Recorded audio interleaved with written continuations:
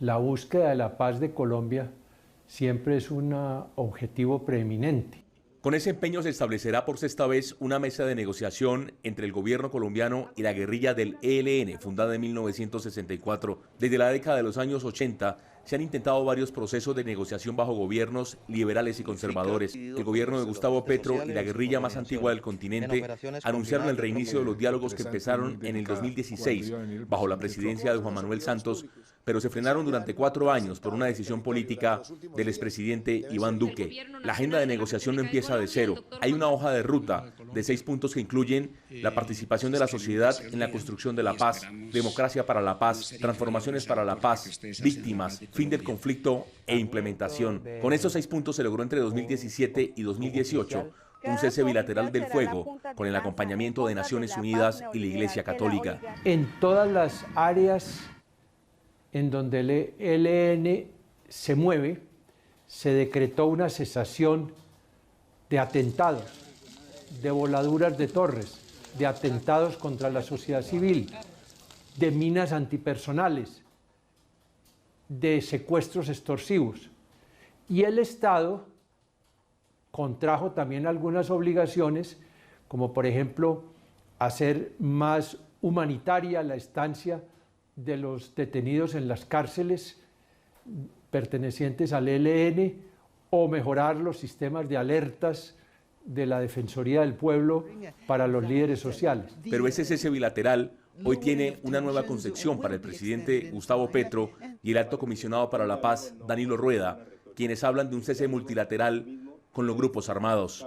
Lo que nos está diciendo es que la teoría de negociar como si no hubiera guerra y hacer la guerra como si no hubiera diálogo, también planteada por Santos, está siendo revaluada. Ahí hay 2 virtudes para el proceso de negociación. Yo aspiraría también, y el ELN ha insistido mucho en ello, en el cariz participativo de esta mesa de diálogos, que fue un elemento que falló en La Habana y no tuvo la contundencia necesaria por las prevenciones por parte del Estado colombiano y del gobierno nacional. En 2022 se cumplen 6 años desde la firma del acuerdo de paz con la guerrilla de las FARC, que es un punto de referencia para la negociación con el ELN.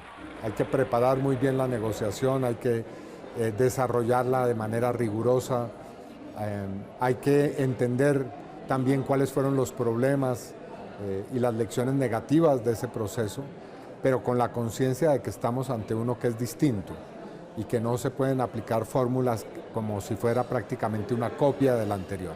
Y una de esas lecciones es la negociación en medio del conflicto y la búsqueda de consensos con todos los actores del Estado. Una paz estable y duradera pasa por consensos en el conjunto del bloque de poder, por consenso en el conjunto de la coalición de gobierno, que es diversa en el caso de Petro, no es única, y tercero, agregaría yo, por consenso en el Estado colombiano. Pero, en palabras del negociador principal Juan Camilo Restrepo, esta negociación será un proceso complejo por las características de esta organización. Hoy su comandante es Antonio García, quien ingresó a las filas guerrilleras desde la década del 70. El ELN de por sí es un grupo complejo, descentralizado, tiene sus resabios y tiene 50 años de experiencia en el monte y en la guerrilla urbana. No llega como una guerrilla que se crea derrotada, porque tienen una dinámica político-militar y una táctica, estrategia político-militar muy distinta a la que tuvieron la FARC en su momento. Segundo, el ELN cree en la participación social y en un movimiento extra guerrillero que sea determinante en el diálogo. Y yo agregaría pues que mantienen, y eso es muy importante, su comandancia histórica, ¿no? Los fundadores del ELN prácticamente, salvo excepciones muy concretas, esta es una comandancia que lleva 30 o 40 años de continuidad, no está recibiendo el cambio de dirección que sí recibió la FARC. La negociación empezará en la segunda semana de noviembre en un lugar aún por determinar. Las partes hablan de sedes rotativas que pueden incluir a países como Venezuela, Noruega y Cuba, que hoy actúan como naciones garantes. Uno de los puntos claves en los diálogos es la participación del gobierno de Nicolás Maduro, y por ello el anuncio de la reanudación de la mesa se hizo desde Caracas, capital de Venezuela. Comprometer a Venezuela en un apoyo al acuerdo de paz es algo muy útil para que estas negociaciones puedan fluir más rápidamente que si no lo fuera.